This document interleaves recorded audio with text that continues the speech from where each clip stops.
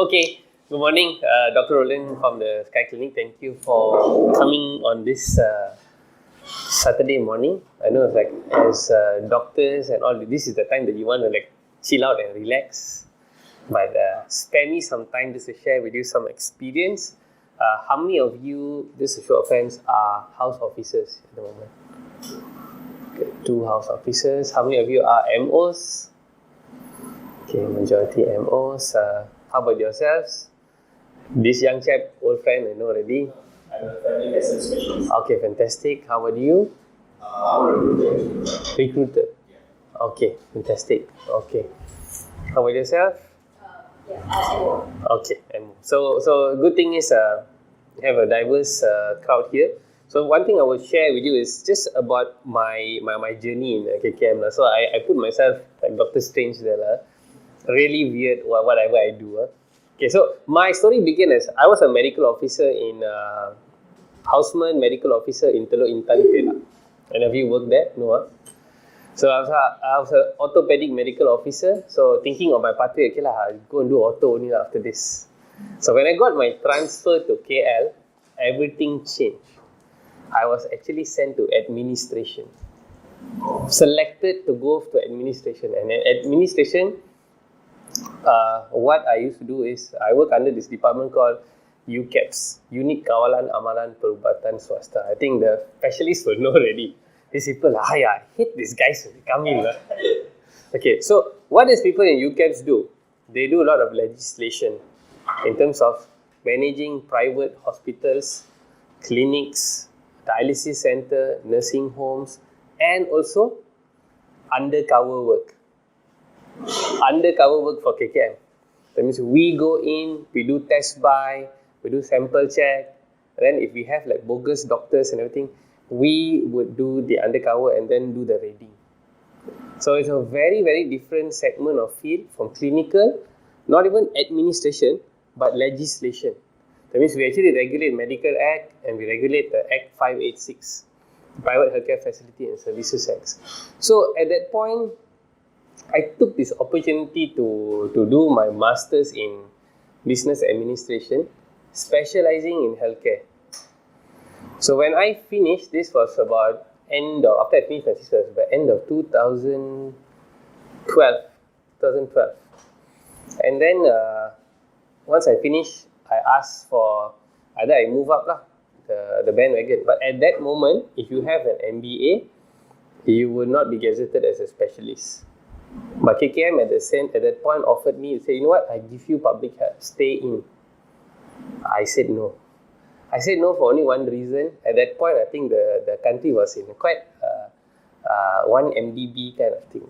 As a person on my position, I can see hanky-panky going on. A lot. You know, like young people, you have a lot of rebellism inside the body. So I sent my resignation letter. And why I actually show this position is something very interesting. I told my pengarah, every day I turn left to go to the Jabatan Kesihatan Wilayah Persekutuan. But I think it's time that I turn right to go to the parliament. And my pengarah declined it.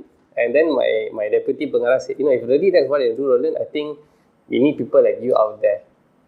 I quit. I think some of you know, like I think Dr. Suman knows my crazy social media, all of this bombardment at that point. Was crazy. I decided to leave the government at that point, but just purely go and run to take the government out. But successfully, we did it 2 years ago. But then again, now backdoor operation happened. Okay, so just switch up Suman a bit. So, When I left the government, I was already headhunted by all these private healthcare hospitals and stuff. Because I used to go in, do the audit, do the JCI, do the MSQH with the hospitals. And for them to have doctors who are really knowledgeable with all this law and all this administration, all this ISO and everything was a benefit for them. So I was offered from all the big guys, name it Pantai, Sainda B, KPJ and everything. So, but I declined because at that moment, they didn't even have doctors like this. And one thing that they wanted, but they wanted me to do administration as well as handle A&E punya operation. So I thought it was too crazy to handle. It's either you handle the old guys, the old guards especially in the hospital, or you handle one thing. I decided to not take any of those offers, but join a private healthcare group, which had about 13 clinics at that point, where I managed one clinic, but I handled the whole management operation of their whole operation clinic. Currently, that group is already owned by the Selangor state government. They acquired that group at the moment. So I was there for 2 years, and then I decided that whatever I was seeing as a GP at that position, I still felt that there was a missing link in the market. Preventive healthcare was still not there. GPs were challenged with costs, lowering down the prices of their seeing for 10 ringgit, 15 ringgit, seeing volume, but not able to see quality because they are dictated by the insurance companies. Unfortunately, that is the real ground scenario. No one is a GP here. No GP. So I tell this is the truth. We can see that. I think as a specialist, you know what goes on. So how family medicine specialists has been challenged because they want to push them and say, hey, you are a glorified GP. Sometimes they misuse this term. Am I right? They say that also we won't only offer you like 15 ringgit or 25 ringgit for a consult. No doubt the consultation is technically a level of a specialist consult. So this is sometimes the turbulence that we might see after even getting certain recognition. So we decided to go absolutely outbox, reverse engineer everything from the get-go. That means clinics will be on the ground, we put the clinic in the sky. Clinics will be, you want to see too much of walk-in traffic, we decided to only have personalized traffic. That means only come in by appointments at the clinic. No walk-in kind of style. And when we look into integrative medicine, there's a lot of things that everyone's not seeing. And this is how preventive medicine, anti-aging, cellular, or what I define simply as the feel-good medicine. What makes you feel good, happy, confident, strong about yourself? These are the new kind of sets that people are looking to invest in. They might come to you in a GP clinic and say that 80 ringgit, 100 ringgit for augmentin and stuff are so expensive. But you ask them to pay 400 ringgit for a testosterone cream, take my money. They do that. Because this is the feel-good thing. If they're not feeling strong in the gym, if they don't look confident about themselves, they are actually willing to pay more to make themselves look better and improve themselves. So these are the new set of medicine that is really, really going. And we ventured that like 5 years back. 5 years back, we already saw that coming already. Okay, can you just switch? And of course, skin rejuvenation therapy, aesthetics, like what she said, everybody when you go online, you see our page and stuff like that, you will see this will be the most kind of thing, attention play. Why that? Simple answer. Skin is the sexy medicine. People want to see how you look from outside first. So people are very confident in how they look outside. So once they get into that, then they start understanding there is more to do in the body. There's the liver to look at, there's kidney to look at, hormones to look at, and then they start taking care of themselves. So this is sort of like a visual entry, because you understand, social media is about how much of flips you're doing in your hand. Whether you stop, pause. People are not reading. People are watching. People are looking. So that is the habit that we've seen for the past, I would say, 5 to 6 years. The habit is really switching a lot. Unless you're reading a book or on social, you're just, I call it zombie scrolling. Okay, zombie scrolling until you decide to pause. And then when you pause, then you just get like drowned in. So you myself, no, sometimes you just sit on your phone. After you go 3 to 4 flips, you already went into zombie mode. That is an issue also at the moment. Can you switch? So other things that we do in the clinic also, we have KL's concierge medical service team from our clinic. So this is also 5 years. We manage 90% of KL's concierge and resorts, and also some of the VIP clients, a doctor at their home under 90 minutes. With no app. I will tell you, most of the apps that were invented failed. I've told them 3 years, 5 years ago that the apps that they were investing on cannot generate because they need to understand the market audience, who can afford. You would not want to go to a house in Kajang for 150 ringgit. Would you go? No, right? It doesn't make your time value. You travel there. But would you go? It was 500 ringgit. You might want to consider, because I call it like the turnaround ratio. How many patients can you see in the clinic for you to exceed and go out? So so certain products are actually designed for different audience. You cannot take a doctor and put him in a Grab car and go. It doesn't work that way. The professional have a certain level of professionalism that you have to measure and acquire. Okay, then switch. So a few things that we run, I'll just share with you what I've done so far. Sky Clinic, the concierge medical service. These two are the new babies in the program now.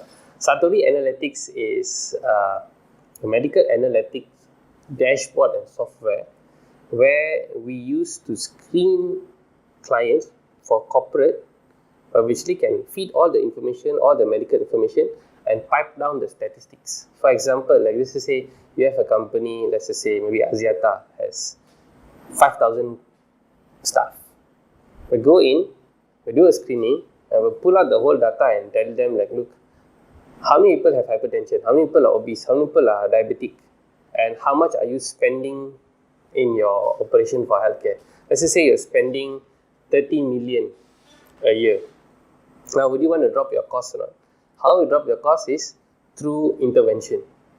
So I want to use the same budget and look at saving money. So preventive medicine technically is 10% of the cost compared to tertiary medicine.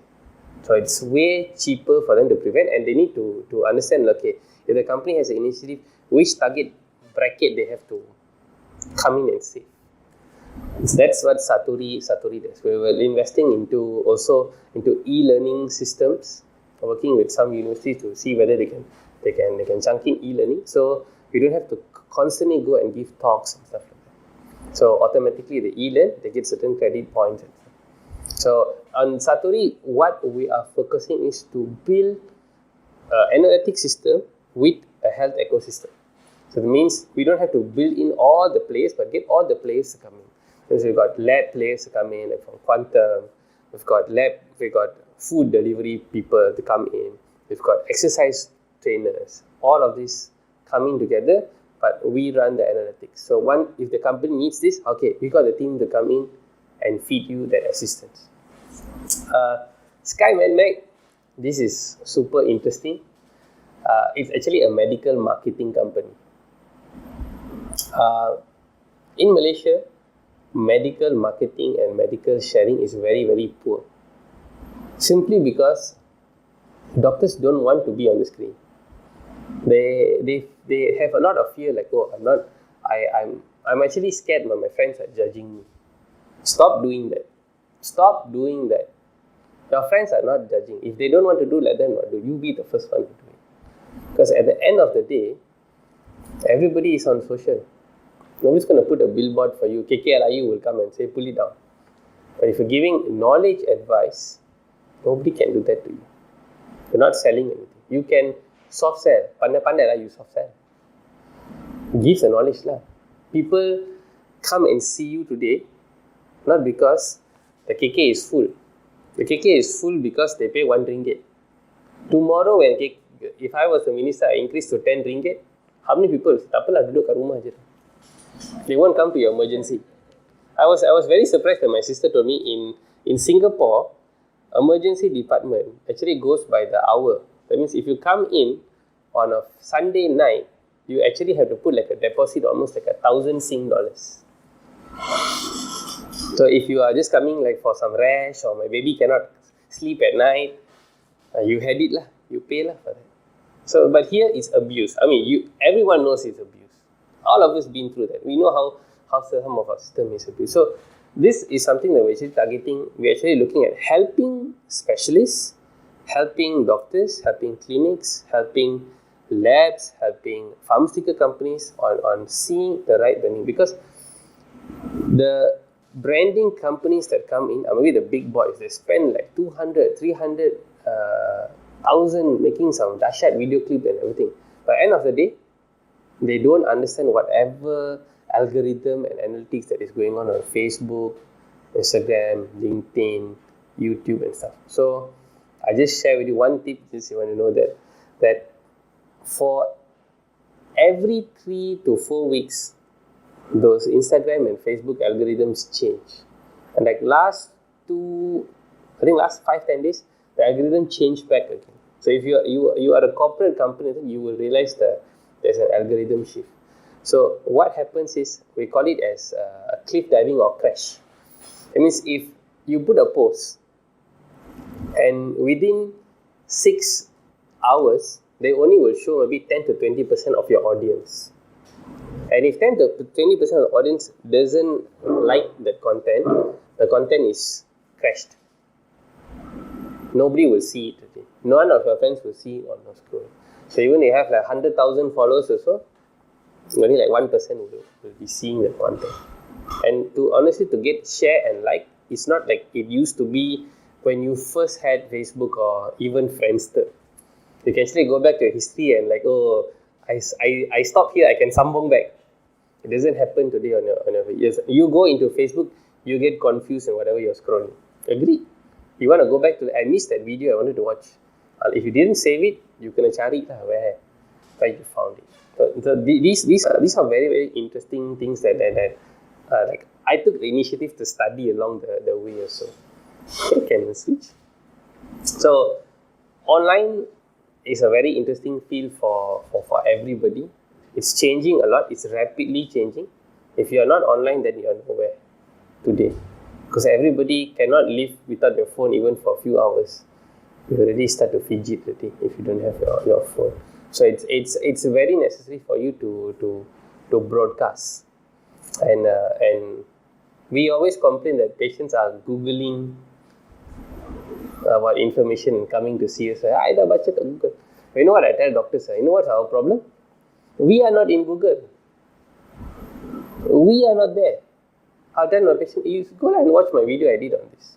Then you think, I'm not going to waste time talking to you, but go and watch. 7 minutes, 8 minutes, cow already shared the knowledge. Go and watch. So then they don't get confused. So then they know that you are the content provider. You build trust. You build relationship. Build likeness. So when they like you, they will give you their money. They will give you their time. They will give you their interest. So this is very, very important. So can flip. So what are the options? For example, like yourself. I mean, I've been there before in your place. I know what it feels like. Should I leave the government? Should I stay? Should I go and do specialists? Should I do specialization? Or should I just jump out of the cliff and go somewhere? How many of you feel that you want to leave? Sure. Okay, there's 4. How about left already? How many of you want to further to do specialization? You think that, you know what, I'm game for the specialization. How many of you don't know? Honestly don't know. I mean, it's okay. It's okay not to know. It's okay just to listen. Not sure, huh? Okay, flip. So there's a lot of, you can flip the next one. I don't want to be too long. So there's a lot of things, like example, like looking at whatever is going on today. Mars announced 13,000 staff unpaid leave. My sister works in Singapore Airlines. They told them whoever want to volunteer to actually take leave can take leave. Malindo, half salary cut. You have a smashed oil price at 28, I think, can drop dollars per barrel. And when that happens, I actually spoke to one of my friends who is an oil and gas guy in Petronas. He said, I said, how much is the cost for Malaysia to produce oil for 1 barrel? He said, our cost is about $40 US. So if we drill, we rugi. Actually, we rugi almost $9 per barrel drilling. So what happens? When big scale companies, like one of our main resources is oil and gas. The big boys who get high fat salaries in Petronas, trust me, they're not even like KKM. They work on contract. I know like companies like Schlumberger, Murphy and everything, they call you all, imagine you all are doctors, you all are engineers. Okay, it's like Russian roulette. Today is your turn. Tomorrow it's yours. Pack your bag, afternoon, this is your last day. Go back. And these are guys who actually earn like 20,000, 30,000 ringgit. So what happens to the economy? The economy is now, it's very elastic. Anything and everything can happen. You don't know what the third wave is going to be for the coronavirus. Second wave itself, you already see certain countries on lockdown. Italy on lockdown. India chose to close its borders. China also, technically, the world's factory has shut down. Maybe you will have supply still, but if it goes on for another 2-3 months, if the numbers are definitely going to increase. You and I know the numbers are going to increase. What do we do? What do we do? Maybe for medical people, maybe you are in the lucky spot because it's a health it's a health scenario. So you have still work to do. I'll say that we still have work to do. But maybe you still have work to do. With a pay cut, with a crisis, anything and everything can happen. So why I actually put this photo is it shows two things. One, red means share prices are falling. And if you check Bursa yesterday, it almost hit 1,000 point. It's like going back to 1997. Some of you maybe were still in maybe Sekolah Rendah, so maybe. So that's how low. And then you have this virus at the moment. So switch up. So it's still a good day for us because industries are hit is in the oil and gas. Industries that are now on high demand is healthcare. So always think what you can always do next. Switch. So how many of you think of opening a GP clinic and they say, no, I stay in, either I want to open a clinic in my Taman, challenge the old school doctor there who has been operating a clinic for 30 years. This is what you're going to, this is what's going to happen. If you're going to work in a general practice, it's about 45 hours a week. You may get 8,000 to 10,000 ringgit. Maybe work in a very chill clinic if you're lucky lah. If you go and join a big group like Qualitas or Mediveron, they got a lot of money. Okay lah, you do that. Parking news are there to grow the clinic. If you want to start an own practice, you need to have at least about 350,000 ringgit, not to spend on renovation. If you want to do that, you come and see me. I teach you what to do. But actually, you only spend maybe about half of it for renovation, and the other half is your gearing money. But what happens some of the time, many of the doctors, I want to do cantik punya clinic, chandelier, this, that, and then they don't know what to, then they run bust. They don't have enough of capital to run the operation. And what happens in 6 months? Can't run. The Qualitas, the Mediveron come, oh boy, I offer you half price lah, you want to take. They just jump ship. They just die hard because they are stuck. Because you are trained, you could be the best clinician in your ward, could have been the best MO in orthopedics or ONG, but come here, it's not ONG anymore. How's your PR with patients? You go into a new market, you are technically in an alien workshop there. You are foreign to them. People do not know you. And if you go maybe to a new area, a new township, the township is just starting to grow. There's not enough people around there. So all of these things is something that is I always put to perspective to young doctors. Simply cannot go in unless your mak bapa want to give you like one house. Okay, this is your cash. You do like whatever you want. Then okay. But even that also you have to be very thrifty with this kind of economic times. People, market is contracting. They don't want to spend everything. So you need to know what they are willing to spend. They will choose to still go and wait at the KK. Because why people choose to go and wait in the KK for 1 ringgit is they got nothing else to do. Their time is worthless. I tell you, the time is worthless. That's why they pay. And who actually says that? It's the people who are retired. They don't mind sitting. For them, it's like an outing. They go to the KK. It's an outing for them. It's the truth. They go there, 8 o'clock, they punch card, they chit-chat with this uncle, that machi, then go and have maybe one nasi lemak outside, pay 5 ringgit, come back, see the doctor for 5-10 minutes, and ciao. But imagine if you were to do a vaccine for your child, which costs like 80 ringgit at a GP clinic. And if I take my child, go there from 8 o'clock, 9 o'clock, 10 o'clock, 11 o'clock, 12 o'clock. 4 people, myself and my wife. Both this professional per hour earning can be at least 600 ringgit.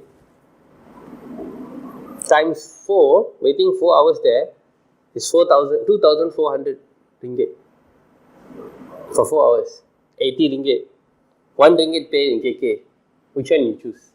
So this is something where I will tell people like, your time is your value now. Cannot discount that. You cannot discount that. Even sitting at your posting, waiting, what should I do this, should I do that, just wait, floating.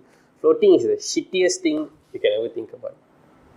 Either yes, you step in, you want to do masters, don't get yourself thrown around. Because that time, not going to come back. Because you're going to do something that you don't like. You really need to ask yourself whatever you want to do. Okay, switch. Okay. Other options moving into insurance companies, MCOs, you can get between this 5 to 10 to 15,000 salary, but this comes with a lot of other things lah. That means you need to take up different courses. You take up administrative kind of skill set.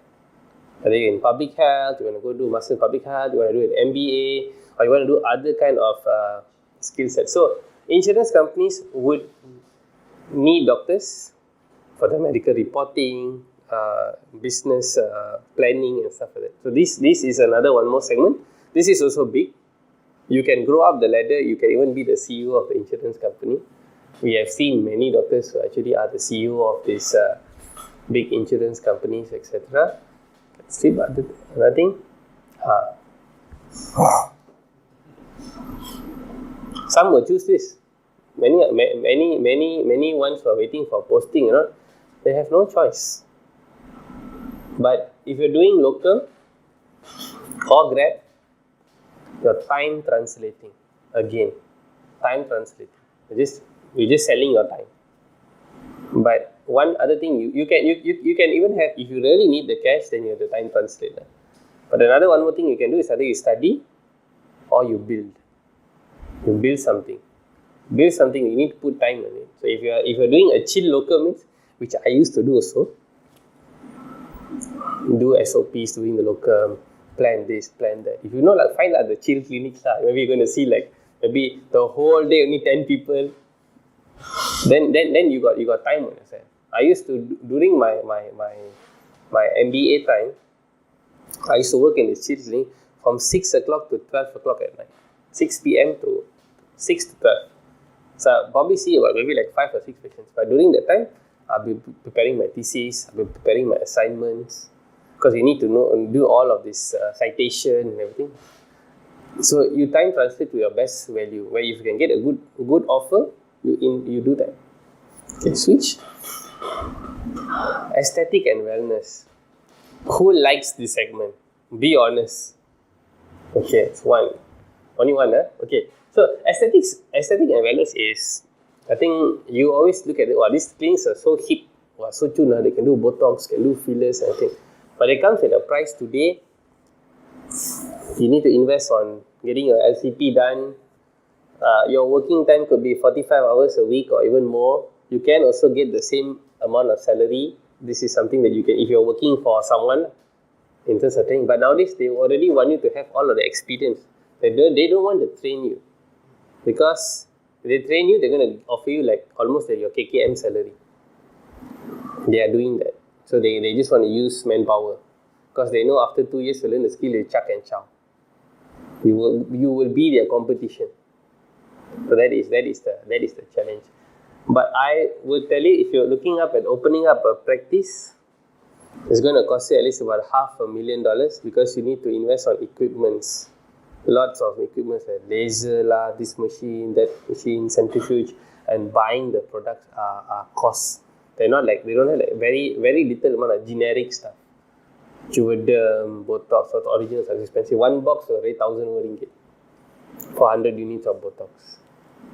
So you have to understand there's a lot of costs incurred in this segment. And then market players. How many big market players are there?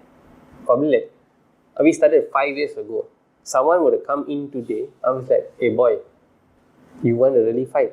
See, like, how can I fight with Go? Say like 10 years ago. The ability for them to expand different. Maybe then they got also like market injection, people invest, they go public listed. These are options. These things can happen. I'm not saying that you cannot do. If you think that you have very high confidence in doing something, proceed. No one should tell you cannot do anything. But I will tell you, at this current point, is very challenging because of competition. Because I think in the past 2-3 years, everybody wanted to jump into this segment. They thought like, GP so boring lah. GP 10 ringgit, 15 ringgit. Now they liberalized the GP fee. You want to charge 100 ringgit, so you can charge. They liberalized this in this few months ago. Please. And the challenges, you see, Malaysia is a small market for things like Botox and fillers. I must tell you that. You must understand, the majority of the population in this country is Muslim. So when it comes to things like this, it could be a bit challenging for them to even get in. So your market runs down. So it's a very, very tight and elite market who would want to spend the kind of money for like 6 months fillers, which cost you like 4,000, 5,000 ringgit just for maintaining a higher cheekbone. Just maintaining their frown lines will cost you them at least like 2,000 ringgit like for every 6 months. So it's a cost. And then spas becoming doctors. They want to do everything. They will do also. So you going into the market, if the market has a mentality of 1 ringgit, it's a cheap market, they will not want to invest in quality. For them, it's like, janji buat lah. Everything I gamble. Anything happen, then I find the doctor. So these are things that thing. And then the last one was big capital purchase for equipments. So, other segments to look at: pharmaceuticals, big industry. It's a love-hate relationship between doctors and pharmaceutical industry lah.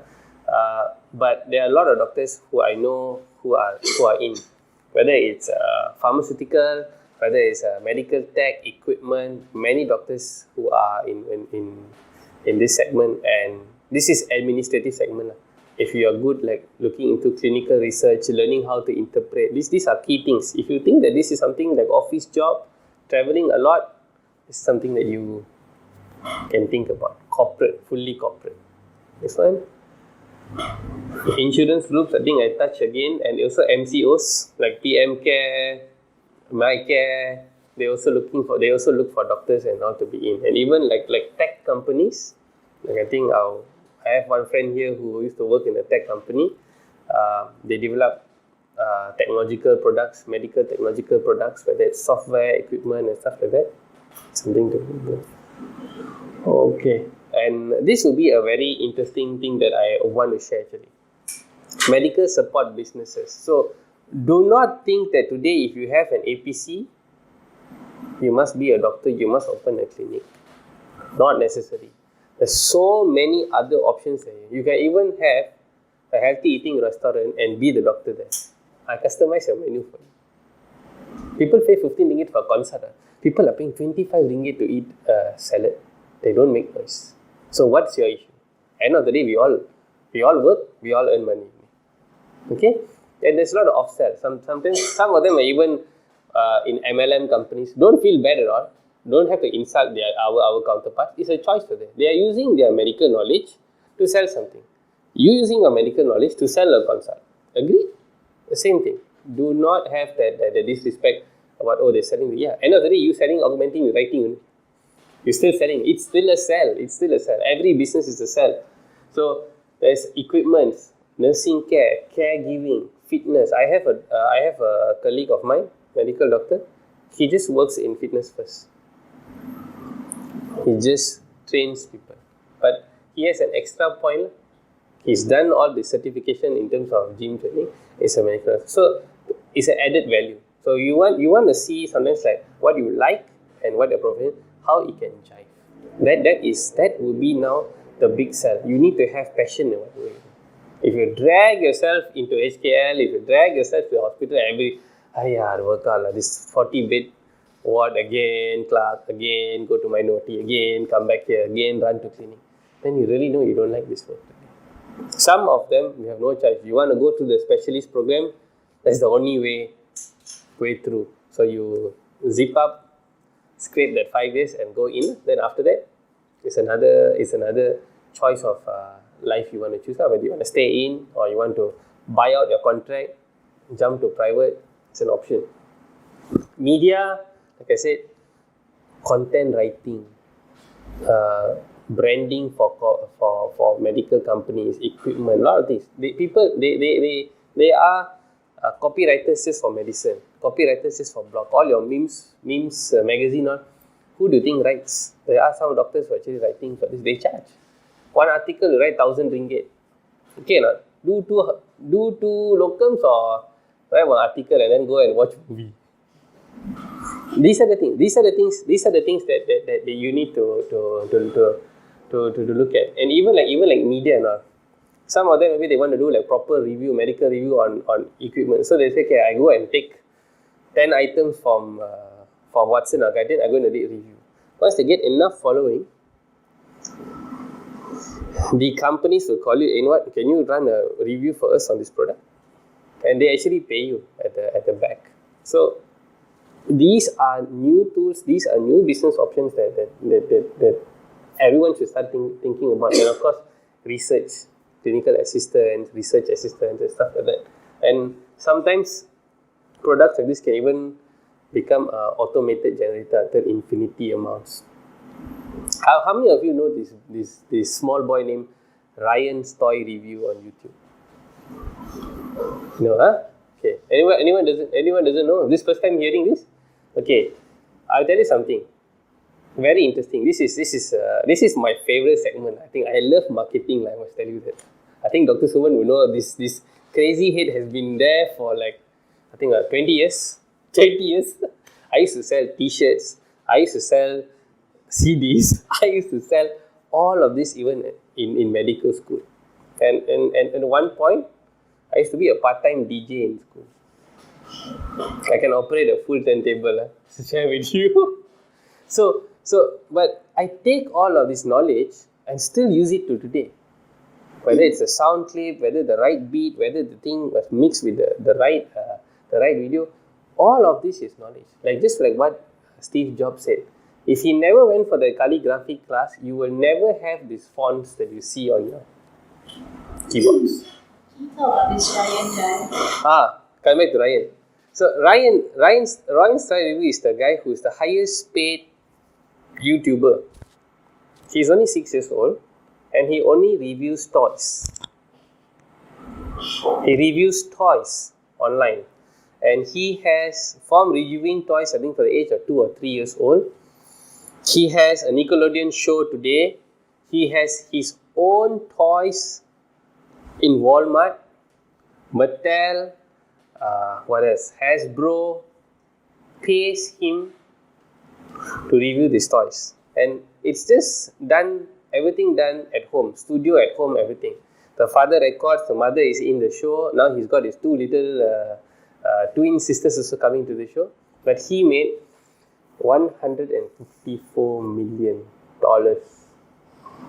last year. He's the highest paid YouTuber. Why highest paid YouTuber? Very simple. Who has kids here? Only I know. Okay. You see, kids are very impulsive. They see the same show, they want to watch again. They watch again. So, if you watch a TED Talk, you probably watch it once and it's done. Or maybe you really want to go back and find the clip, you probably go and find it. But when it's this, The kids are watching the same show 5 times, 10 times. So duplication of review. Google pays in. The companies like all these toy companies pays in. Nickelodeon pays in. He's got like not even now from one channel he's got like 5-6 channels already. So that is how they actually move. So these are the new media and new opportunity for people. It's like never say no. Belum cuba belum tahu. Next one. And the last, if everything fails, you see these people, they don't know nuts about pharmaceutical. They don't know nuts about products. They know nuts about mixing, formulation. But they are the jutawan cosmetic in the country. How they do that? Of course, they can buy this kilo kind of things, mix and sell. But here's the thing. Imagine if you could invest in making your own product. It's start small. Maybe you need to find a passion. Maybe it's a gym supplement. Maybe it's a serum. There are so many. You just ask and search. You will get distributors. You can even make kids formula. You can make your own probiotic. Ample revenue, and the margins are very, very good. So these another one more. And okay, if all else fail, next one. Be a politician. If all else fail, this is the thing. The people in Malaysia like people like this. I mean, it's very obvious doctors build a lot of trust. They feel a lot of relationship with them. They feel a lot of loyalty, secrecy and everything. So very successful. And flip the next page. So one take back home message is, today you have to be the best doctor for your patient, and you have to be the best businessman for your product. You have to be there. You cannot put yourself as, I'm the best clinician. Sit down there in your 4 walls. No one will know you. How many people can you reach in one day? The people in the KK colony that you are seeing are only there to see you because you are seeing them by random, agreed. You will not see the same ticket when you take again. You will not have a communication with them after you discharge, write the discharge note. You might not even see them you might see them again back in the clinic kesihatan, or if you are seeing you're living in the same area, you might bump to them. But they are there again for the RM1 therapy. You will not give them your contact number. So you've lost the relationship with them. So whatever is happening in the government operation, it's just you're there, tell yourself you're there to learn, that's all. You are there to learn. You are not building a business inside there. But the day you step out, you send a resignation letter, this happens. Even though you are doing locum, if you are regular locum, your patient out there will say, this doctor is here. Which day he comes? Because you're building relationship. But nobody in the KK will ask you that. Nobody in the government clinic Satan will ask you that, hey, this doctor, when he's coming, I want to see this guy. Unfortunately, you cannot request. So, you cannot build. Business is something that you build. Relationship is something that you build. Patients come back to you, simple again. They like you and they trust you, that's all. That is the core thing. Whether it's you're building a social media content, they like your content. Not everybody is going to like what content I make. Sometimes I can be very radical that I actually tapau other healthcare professionals. If they are really doing something wrong, I would challenge. You can challenge me, I take back your challenge. So this is something like it can be very rebel. Some people don't like that pathway. Everybody have their own style. It's your choice. So doing your own SWOT analysis, looking into what strengths, weaknesses you have, opportunities that you have, maybe access to certain good networks, or even what threats, difficulties that you might have, is something that you want to do, whether you're joining your specialization program, whether you are deciding to leave the government, what you want to do, or maybe you don't want to go into clinical, you want to go into management, extremely your thing, but you need to write this down. There was one point when I finished my MBA I was still in the government, right? I told them public health. I said, I wrote a letter. I don't know whether anyone has done this or not lah. I wrote a letter to change kementerian. To where? No. Jabatan Perdana Menteri under Economic Planning Unit. Because the people who have this skill set can actually work there. Because they can actually plan the budget for the Kementerian Kesihatan in the thing. I can still work for the government. KKM said, no, you too valuable for us to let you go. We still want you in this segment. So these are things. You can even think of all of this. These are all options, I say. The last one, I think. Okay, the last thing is today, with this kind of economy, with this kind of challenging times, there's too many people, limited money in the market. You need to know how to pivot. You need to bring your skill set. If today there's a demand in something, you need to know how you can move your demand. If you stay rigid, you will just get pushed down. You have to be very, very flexible in your knowledge. You must be very flexible in whatever you can do. You must be remote, you must be mobile, because that's the way the world is changing. You cannot use the uncle doctors that you've seen, I call them the dinosaur doctors.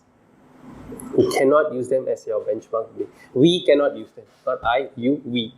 We cannot use them as a benchmark today because it's very, very different. In the 80s, they are the king of your taman. Not today. If you go and open the clinic, you might see one patient or you will not even see one patient in the clinic. Because it's so established already. And the people in your taman also have left the taman already. Just to realize. These are things I tell young, should I go into this or not? What's your market size? How many people who know you in this place? Were you just hiding in your house or not? Were you a famous face in this place? What are you going to do? Are you going to run charity drives? Are you going to go and join? Are you going to give free clinic first to get attention? These are all strategies, but the ability to pivot. See, like when I just give you an example, I just said like when we have a house call team and we have an issue like this, see, we were the first ones who already can take on place like, look, if the disaster spread so much that you want to do home screening, we already have the rapid test kit. We were one of the first ones to have access to the rapid test kit. You can go into the house and do it. It is premium. But let me tell you, there are a lot of people who are actually willing to pay. Now, the challenge that you might have is, because you're working in a government system, that you just go and just do the clinical work. Wait till you do your accounts. Wait till you do your marketing. Wait till you do your operation strategy. Wait till you write your own SOP. Wait till you hire people. Key in EPF, key in per queso. Then you start learning. The learning will be there. The learning will come. You will go through it. But the robust, the ability to move, is very, very important. Okay. I will leave the question and answer later. Anyway, thank you.